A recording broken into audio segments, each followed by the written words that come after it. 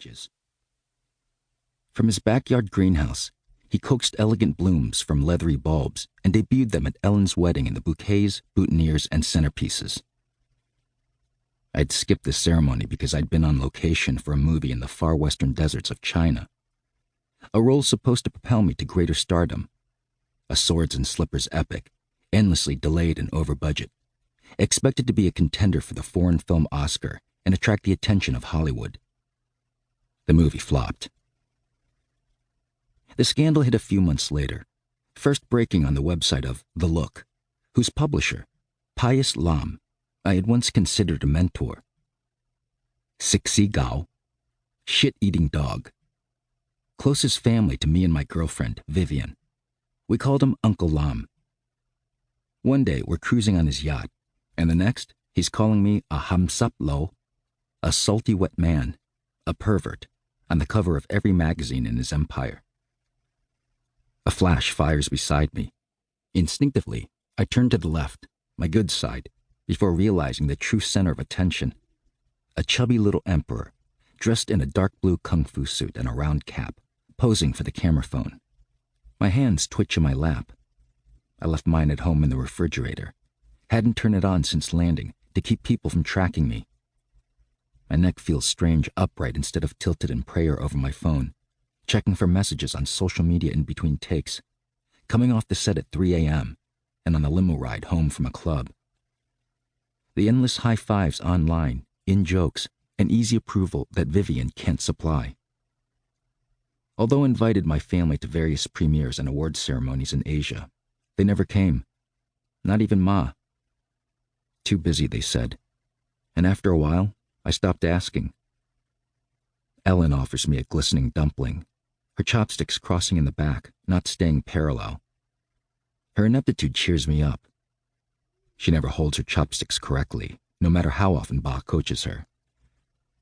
Ellen was my first audience, watching with reverential absorption as I conquered video games, clapping when I moonwalked and when I juggled. Hobbies of a teenager with a lot of time on his hands. Full, I block my plate with my hand.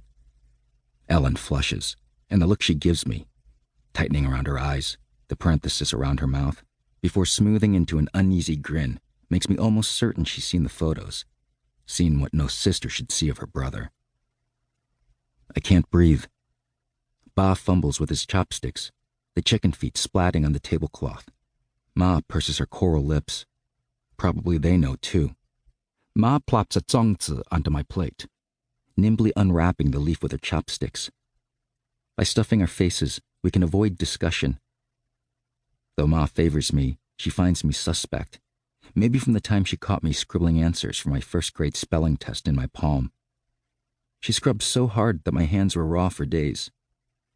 She despised cheaters and shortcuts. With honest hard work, you could achieve your every goal. Xiao Chongming, she'd called me. Clever, trivial victories at the expense of the significant.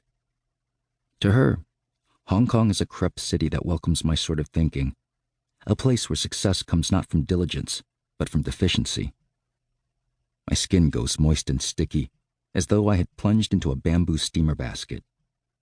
In my other life, I'd rarely been at a loss for words, not with scripts and teleprompters. I hand a server the bill along with a stack of 20s and fend off my parents with my elbow.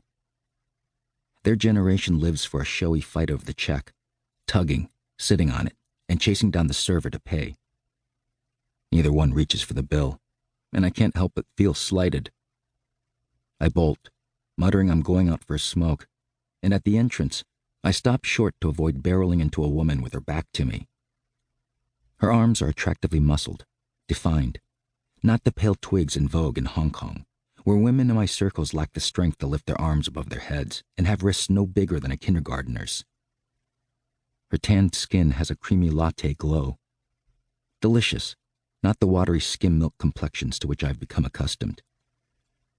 My neighbor, Jenny Lin.